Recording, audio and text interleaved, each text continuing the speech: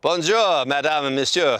This is David Leadbetter here, and I just want to say how excited we are finally to be opening an academy at the Evian Resort. Now, Evian, I've been to the tournament, the championship for many years, close personal friend of Frank Ribot and Sandrine, and I can't tell you how excited I am about this whole project. It's a wonderful, wonderful facility. Just to see this facility, the par 3 course, the accommodation, the beautiful hotels, the surroundings, Lake Geneva. I mean, it really is heaven. I mean, to be able to say we have an academy at this facility really is a real string to our bow. It's going to be one of our flagship facilities around the world, no question about it.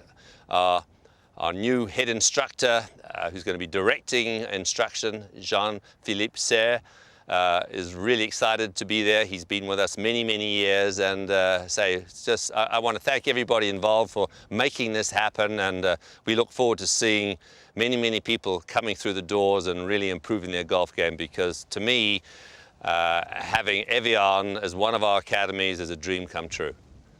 Merci.